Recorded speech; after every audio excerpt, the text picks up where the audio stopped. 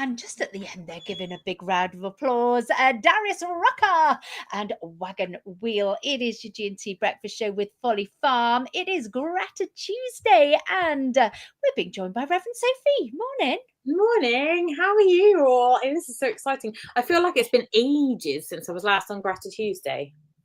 It does feel like it is a little while, actually, isn't it? Yeah, it does feel like that. I think this has been a series of stuff that's gotten in the way. I'm back. In fact, we joined you actually when you were with the help of Rara. You were on the way to get a certain dress. Ah, that's what it was. And we got the dress. The dress is beautiful and stunning, and she's going to look amazing at her prom. I'm so excited for them. They've worked so hard. They've worked so hard this year. I mean, all children work hard when it comes to GCSEs, but I'm very, very proud of her. So, I mean, I'm allowed to be proud of her. She's my little girlie. I'm proud of all my girlies. That's so cool. Did she go for the navy blue? She did go for the navy blue. Yeah, it's navy blue, quite tight fitting with like a round to the hips, and then it flares out at the bottom, and it's like a corseted top. And she's stunning, and it's got I can't wait to see the pictures. Gorgeous. Very exciting. And I think they are arriving. So I think they're getting a car to Cree Glass, and then they're going to drive them down the Cree Glass lane on a tractor. They're going on tractor. That is so cool. I love that a lot. It's Grati-Tuesday. Anna's been in touch this morning. Grateful to see me again on Sunday at the Valero Solstice Sevens and be part of the PWR family. We were there in our matching bucket hats. Big family, big fun. Love you all is the gratitude that's come through on our Facebook post from earlier this morning. Amazing. We love you too, Anna. We love you too. So come on then, Reverend Sophie, you've been here, there and everywhere. You had Reverend Heather Cale with you on Alive and Kicking on Sunday morning. You can listen back to that, if you so please, on purewestradio.com. What insights have you got for us today? Well, today it happens to be the nativity of the birth, the day that we celebrate the birth of John the Baptist. Oh. So I was thinking about John the Baptist, and I was thinking, what can John the Baptist say to us on a Tuesday morning when it's raining in Wales? Well, as you do.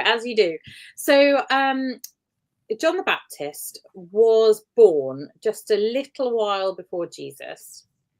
And the story goes that Mary went to visit Elizabeth when she was pregnant with John the Baptist. And John the Baptist leaped for joy in the womb when he heard that Mary was pregnant, with the baby Jesus, which is very exciting. But when he was born, he grew up, and it tells us that he lived in the wilderness until he became known to Israel a little later on. And what was interesting about his story was that he knew who Jesus was. Now, I know that sounds daft, but he knew not just that he was Mary's son and indeed his cousin, but he recognized that Jesus was the Son of God before anybody else. He knew that Jesus had come to change the world, basically. And I was thinking about this, and I was thinking how awesome it is that sometimes we have people in our lives that come alongside us and see things in us that other people don't see. So I have been really, really fortunate over the last 18 months or so, in that I have been spending some time with some people who have been, so I've been studying for a master's in theology, and I never really thought that I would be able to do that because I knew that I was, of average intelligence, and I could probably just about manage to do a BA, but I didn't think I'd be able to get to that next stage and be able to. But my tutors at Sarum College in Salisbury, and indeed my bishop and other people have said, no, you can do this. You can make a difference and do something with this. And so I've had these people that have come alongside me, and they've supported me, and they've seen something in me that I didn't necessarily see in myself. And I think that's a really important part of that story, is that Jesus really held back. He was 33 years old before he took that step and started doing what he needed to do. He always knew he was supposed to do it, and he always knew that he had it in him. But maybe, just maybe, he needed those people come alongside him and say, you can do this. And so John the Baptist was one of those people. His mother was another. So his mum also encouraged him and came alongside him and told him that he could do this. So the first thing that she did was, and the first miracle that we hear about from Jesus is the miracle of the turning of the water into wine, which is my favorite miracle, not because it's an excellent miracle, but because I like wine. I'm not going to be very holy this morning. But Mary just encouraged him and said, you can do this.